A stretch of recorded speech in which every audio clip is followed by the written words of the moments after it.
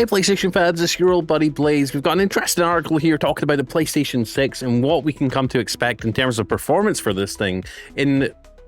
It's a little bit of a letdown. Now, we've got this article here from tech4gamers.com. They said, don't expect a PS6. This comes from an insider, an industry insider.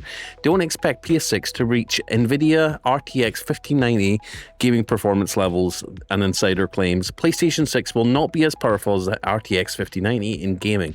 Now, that's very telling, because if you don't know what an RTX 5090 is, maybe you're a hardcore console gamer, you have no interest in gaming PCs whatsoever, then let me tell you, it's basically the top end, high end, highest, best, most performant gaming graphics card for gaming PCs out right now from Nvidia. It is a monster with like 4 times frame gen, basically, which quadruples your performance in some cases.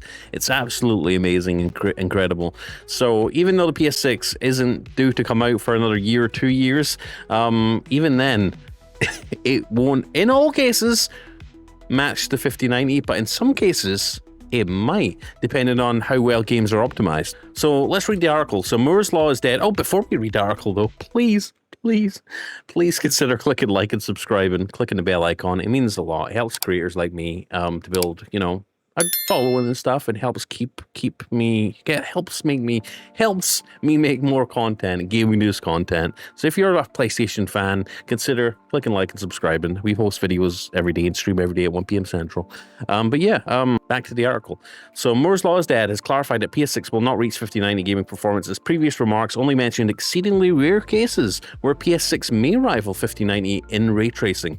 Orion is overall weaker in rasterization, so PS6 would be around the RTX 5080 levels in ray tracing comparisons. Now, let's not beat around the bush here. An RTX 5080 is like the step down below the 5090. That is still incredible performance, guys, especially with ray tracing. Now, many rumors have suggested that the PS6 is focusing more on affordability and mass appeal instead of raw power this time around, which is surprising, isn't it? A little bit. It could be something to do with all the tariffs and the cost of hardware going up, and PlayStation obviously branching out and putting their games on other platforms. We've seen Helldivers 2 come to Xbox and have more of a successful launch on Xbox than it did on PlayStation, which is wild to me. We're starting to see Xbox put their games on PlayStation put their games on Xbox. So at this point, what is a PlayStation? What is an Xbox? They're just devices to play all our games on, whether they're from PlayStation, from Xbox, from Steam. Xbox themselves have even released the ROG Ally X that supports the Steam store, PC gaming. So are we all just going to have gaming PCs at this point? Anyways, interesting times for sure. Exaggerated hearsay still spread around claiming Sony's next-gen console would reach 5090 performance levels. Now, notable industry insider and avid PS6 leaker Moore's Law is dead. Now, this is someone you want to listen to. He is a big industry insider, and if anyone will know, it will be him.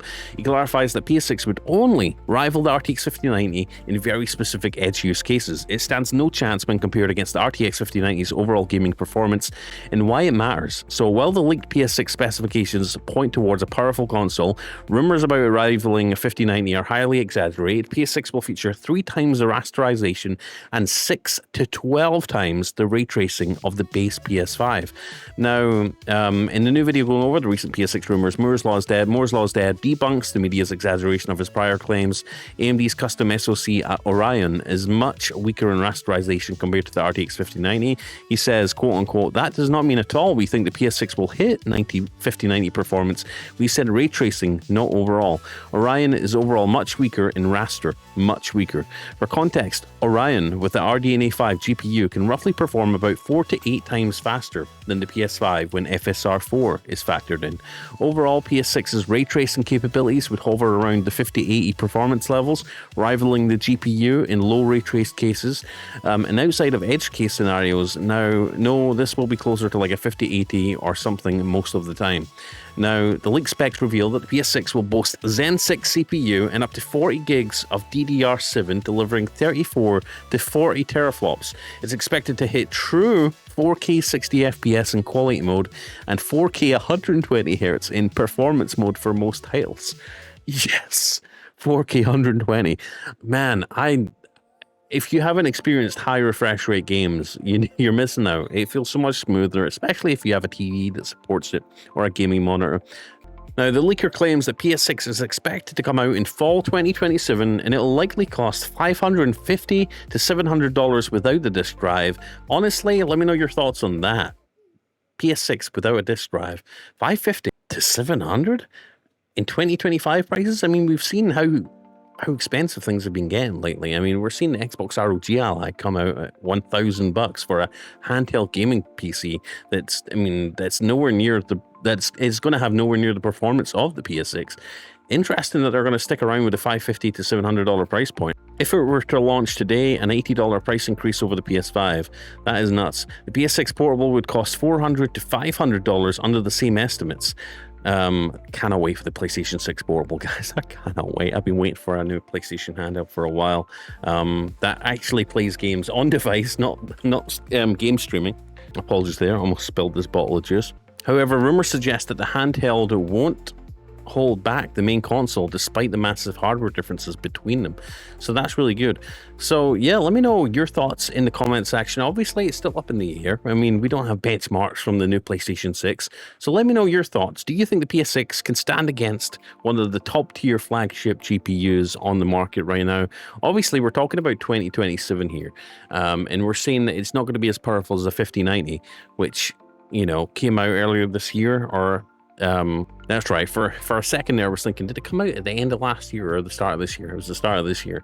So the top of the tier gaming graphics card, the 5090, will still be powerful, even and more powerful than the new PS6 in 2027. But again, I think we're going to see, it's going to be the similar case to what's always happened with every console generation, right? I think consoles are what developers are focusing on. That's where they get the most customers. That's where they get to really tinker with all the new features, because that's the majority. That's where the majority, the masses of the gaming community are going to be playing their games on. So that's what they prioritize. So, you know, sure, the 5090 is more powerful, but are games taking full advantage of the 5090? No. And are we going to see games on the PS6 look better than the 5090? Absolutely. But that's because, you know, developers are going to be developing specifically to eke as much performance out of the PS6 as they can. And again, you know, we're going to be seeing performance benchmarks come out of the PS6, and everyone's going to be like, oh my God, this is more powerful than a gaming PC. See, this is the reason why we buy consoles, because they're more powerful and more affordable than gaming PCs. When technically it's still not as powerful as a gaming PC and the high-end graphics card, but the way developers sort of manipulate it and modify and optimize it on consoles, you know, there's a clear difference in how that's done, because they know the hardware they're developing for, and obviously games in a lot of cases come out better looking on console, you know, at launch on these next gen systems than they do on gaming PCs with higher end hardware. So either way, let me know your thoughts in the comment section. It's a fun time to be a gamer. Will we survive to 2027? I think that's $1 million question. Forget the PS6. Will we all survive to 2027, or will there be an apocalypse before then?